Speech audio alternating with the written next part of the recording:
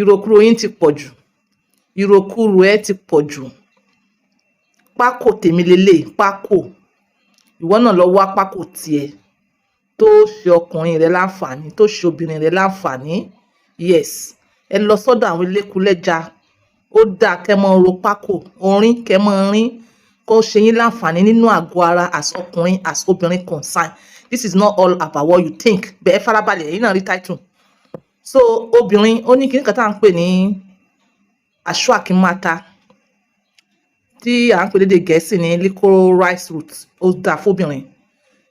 Egbò gbogbo nìṣe náà ó dáa fọkùnrin, ó dáa fóbìnrin. Ẹ máa fi ọmọ yín orin. Bẹ́ẹ̀ náà dẹ̀ ni anégbò kan, so many orin tẹ́ lè lò. Ẹ lọ sọ́dọ̀ àwọn elékùlẹ́ja. Nínú ẹ̀ náà ni a ní akérèjù pọ́n àti orin oríṣiríṣi ṣó yé yín tó ṣe yín láǹfààní bí èmi náà ṣe mú ti tèmi dání. Do you understand?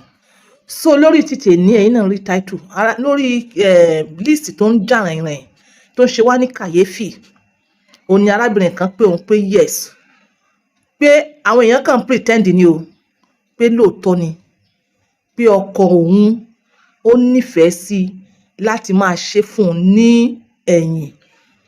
Kì í ṣe pé bóyá kó tọ̀nù o, kó mọ ṣe fún un ní ibi tí normal ìyẹn kọ́ o. Ó ní ọkọ òun ní ó like láti mọ ṣe fún un ní fùrọ̀ bí àwọn ọkùnrin yẹn ṣe ń ṣe fúnra wọn ní fùrọ̀ yẹn.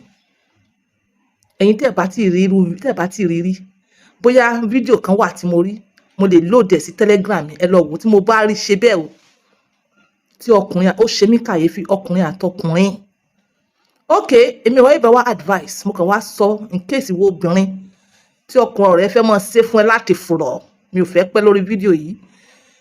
Lo lubricant dáadáa, lo lubricant dáadáa, lo baby oil, lo baby oil. Ṣùgbọ́n lo baby oil, lo baby oil. Ẹ̀yin òbí, ẹ̀yin ìyá, ẹ̀yin bàbá, ẹ̀yin àfáà, ẹ̀yin pásítọ̀ gidi. Èmi ò sọ àwọn tó wà lórí list tí wọ́n pè o. Yes, kí ló dé tẹ́ ẹ sọ ní tẹ́ ẹ kí ń kọ́ wa nípa ẹ̀?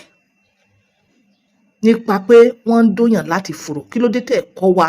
Kí ni Ìsìlámù sọ nípa ẹ̀? Kí ló dé? Like seriously, èmi personally mi ò tí ì bá a pàdé ibi tí àfáà ti bá mi sọ lórí pé bóyá kó gbà fọ́kọ ẹ kó dó ẹ láti fùrọ̀ àbí kó mọ́ gbà. Ẹ̀yin ìyá, ẹ̀yin bàbá, ẹ ń sin ọmọ lọ lé ọkọ. Ṣé ẹ rí nǹkan tí ọmọ yín fèsì nílé ọkọ? Àbẹ́ rí nǹkan tí ọmọ yín ọkùnrin náà fèsì nílé ọkọ lórí ìbálòpọ̀? Ṣé mọ̀ nǹkan tí ọmọ yín obìnrin fèsì nílé ọkọ? Ọ̀rọ̀ ló dé yìí. Ìbálòpọ̀ lójú fùrọ̀. Ṣó dùn ni àbí kí ni? Kí ni ìdí tí wọ́n fi ń ṣe ìbálòpọ̀ lójú fùrọ̀? Kí ni ìdí tí ọkùnrin ó fi máa dó ẹlẹgbẹ́ rẹ̀ láti fùrọ̀? Àní sọ yẹn lénìí. Màá wá ṣe return program ẹ̀. Ìdí tí ọkùnrin fi fẹ́ràn láti máa dó ọkùnrin ẹlẹgbẹ́, ìdí tí àwọn míì fi like láti máa dó fùrọ̀. Ẹ̀yin tèmi, ìwọ obìnrin, mo ní kó lubricate ara ẹ. Lubricate ara ẹ dáadáa. Lubricate ara ẹ dáadáa. Èyí tẹ́ bá ní advice fún arábìnrin tí wọ́n ń dó láti fùrọ̀ yìí, ẹ jọ̀ọ́ ẹ bá mi kọ sí i. Èmi ó wá ṣe full video lórí ẹ̀. Tí àsìkò bá wà again, I have to recommend the apps. Nítorí one or two things lórí ọ̀rọ̀ pé à ń dó fùrọ̀.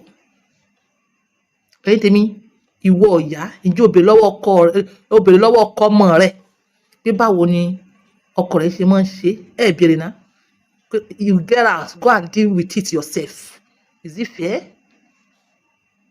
Ọkọ san owó ìyá gbọ́, owó bàbá gbọ́, owó mọ̀lẹ́bí, ọkọ kóṣù wá, ó kó gbogbo ẹ̀ wá. That is all you care. Ẹ mọ ìnira tọmọ yín face. Ẹ mọ̀ bóyá ìbálòpọ̀ rẹ̀ ń gbádùn ẹ̀. Ẹ mọ̀ bóyá ọmọ yín máa ń sunkún ní jojoojúmọ́ tọkọ rẹ̀ bá ń ṣe fún un. Ẹ mọ̀. Ẹ̀yin àfáàdà, ẹ wá kọ́ wa lórí ìbálòpọ̀ orí fùrọ̀. Kí ni wọ́n sọ nínú Kùránì lórí ẹ̀?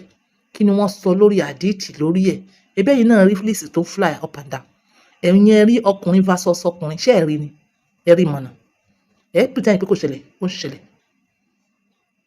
ṣẹlẹ̀. Ẹ má jẹ́ ká dákẹ́, ó ń ṣẹlẹ̀. ṣé bá a ṣe wá release yẹn ṣẹ́yìn fi pé corruption tán ní Nàìjíríà gbogbo àgbáyé because kò ṣe Nàìjíríà nìkan ni ó ti ń ṣẹlẹ̀ ṣe fi pé corruption máa tán ẹ bá mi sọ sí lórí comment a wà padà wá ṣe kéké video bye for now.